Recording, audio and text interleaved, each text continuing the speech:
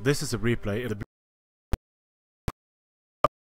SavageBunny commanding Tylus. He just pulls out all the stops in the beginning of the tournament, goes hard with the Tylus, and Chosen picking Macedon, a slightly weaker faction, which could serve him well in the coming battles if he is able to defeat Tylus. That is a very tall order for Macedon. Macedon can do it, but it's definitely not easy. Macedon just lacks the raw killing power that they need against Tylus. So for Macedon, we have some Thessalians. We have 2 Thessalians, 2 skirmisher cavalry, 2 mercenary Thracians. We have mercenary Thracian peltasts, good for gen sniping. We have 4 thorax swords up front, royal peltasts, mercenary Thracian warriors. For Tylus and Mr. Bunny, we have the usual tribals, Celtic skirmishers behind, 2 Oathsworn. No need to go overkill on the swords against Macedon. You're going to beat Macedon anyway in that department. Raiding horse could just charge in here and destroy the mercenary Thracian cavalry and the skirmisher cavalry, which in my opinion is what Tylus should do here. Just give attack orders, chase them, fire into their unprotected rears, and take them off the field. It would be a good idea to do it now before the spear support gets too close.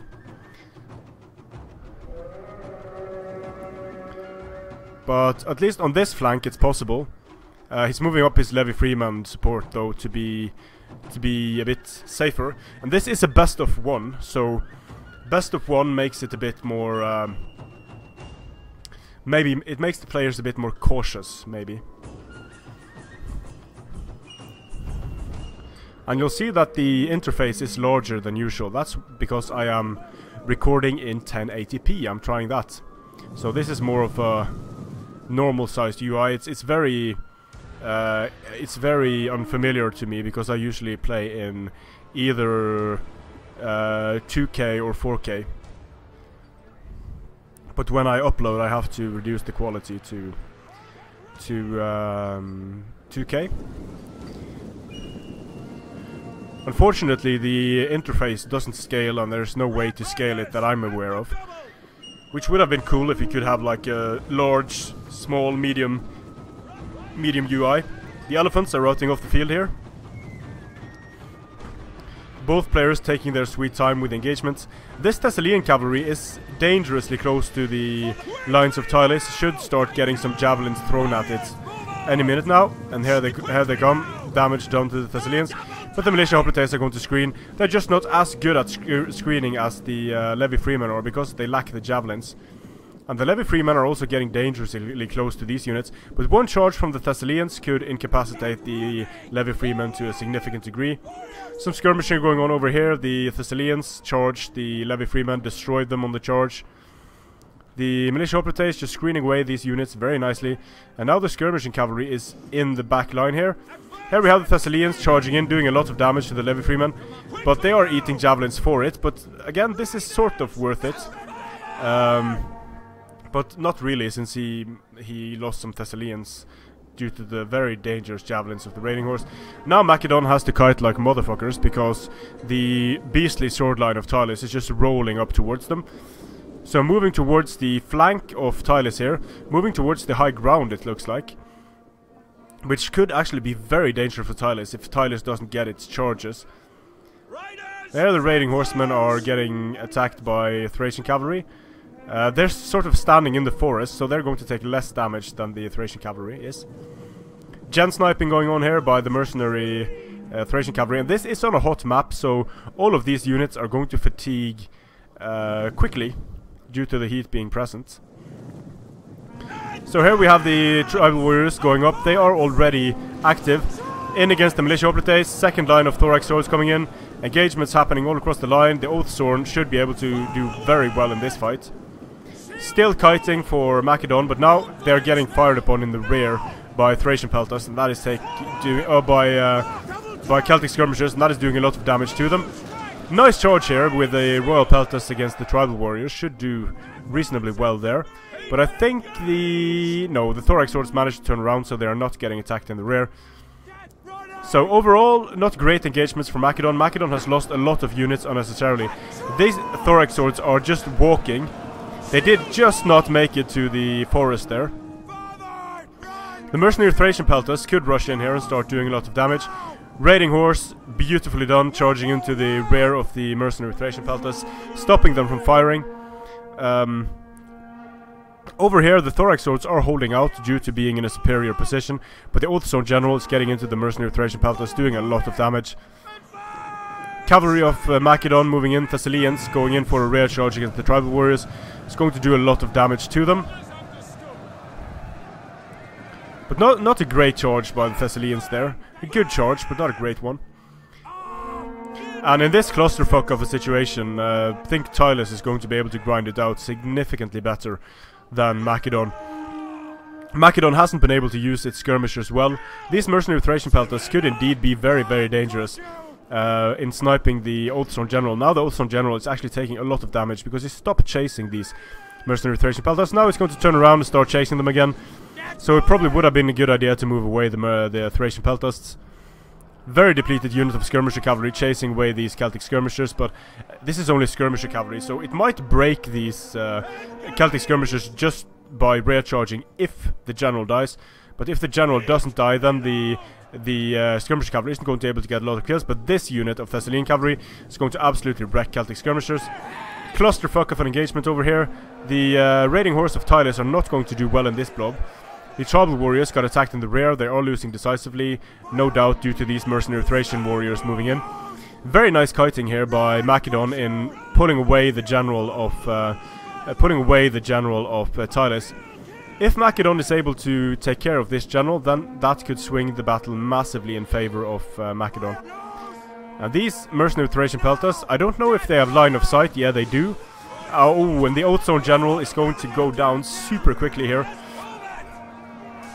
The general is basically dead now. A few more volleys and there will be no more general on the field for Tylus. The question is if Macedon has enough units left. This is just overkill now. Mercenary Thracian warriors charging into the Oathstone General. A rally popped on Macedon. Mercenary Thracian Peltas charging in. And yeah, this general is super dead. But I don't know if Macedon has enough to capitalize on the general of Tylus being dead. A lot of units with poor morale on the field for Tylus now. Tribal warriors getting charged downhill by the mercenary Thracians. The mercenary Thracians are going to take a lot of damage, but they're also going to cause massive casualties to these tribal warriors. The general of Macedon is still alive. He's not in a dangerous position just yet, so that might be important. And there are these Oathstone left for Tylus. There is Raiding Horse coming in, doing a lot of damage to the mercenary Thracian Peltas when they are able to rear charge them. And this is closer than I thought it would be, but still you have these tribal warriors left on the field for Tylus. Still some skirmishers left. It's going to be very difficult for Macedon this, but there are very dangerous units free for Macedon. The mercenary Thracian warriors with 103 kills, they're going to do a lot of damage to the Oathstone now, charging into the rear of them. So Macedon has a chance here, but the general of Macedon is getting sniped. Mercenary Thracian cavalry coming in to do some damage to the Celtic skirmishers, but Tylus is being very smart in keeping the spear warriors here in close support to the Celtic skirmishers. So the Celtic skirmishers are going to do a lot of damage to these royal peltas. Oathstone now wavering. The Levy Freemen are not going to do well in this blob here at all. They're going to get wrecked in seconds. So if Macedon pulls this out, that was an amazingly good gamble, picking Macedon this early in the tournament up against Tylus. Attack, you sons of Ares! Royal Peltas General should die any moment now to these Celtic skirmishers. But so will this Levy Freeman unit, and I don't know about firing with the mercenary Thracian Peltas. They really need to save their ammunition for these tribal warriors, because the Levy Freemen are not going to destroy the these units, but the tribal warriors very well might. Levy Freeman getting charged here, the mercenary Thracian cavalry being very useful in the late game in just inflicting rear charge penalties on the units. Now things are looking very good for Macedon indeed. I think one of the most important things that Macedon did was kiting back to this hill and being able to hold off the Oath Zorn for a significant amount of time, sniping the general with the mercenary Thracian peltasts. Very nicely done, and at this point I fail to see how Tylus is going to bring this in, because the tribal warriors have so terrible morale. The general is still alive, the Royal Peltast general is still alive here, and these tribal warriors are probably going to get rear charge, so although they are going to do well against the Thorax swords here, it's just a matter of time before the tribal warriors get completely surrounded and get destroyed. So let's see here, tribals destroying the Thorax swords, but then they get attacked in the rear. They're getting attacked by mercenary Thracian peltasts, and now the tribal warriors are going to start dropping super quickly. If they manage to grind it out here, it would be absolutely amazing, but I just don't see it. No way. Yeah, so Macedon was able to defeat Tylus here. Very important in managing to snipe the Oath Zorn general with the mercenary Thracian peltasts. The Thorax swords didn't do great, but they did their job in holding. Some nice use of cavalry and the general here. And for Tylus, basically everything did okay-ish. I mean, there isn't any unit that sort of... Well, these two Oath Zorn units were sort of wasted, but Chosen Way did picked his targets very well. He was able to kite the Oath Zorn, was able to take the engagement in an advantageous situation.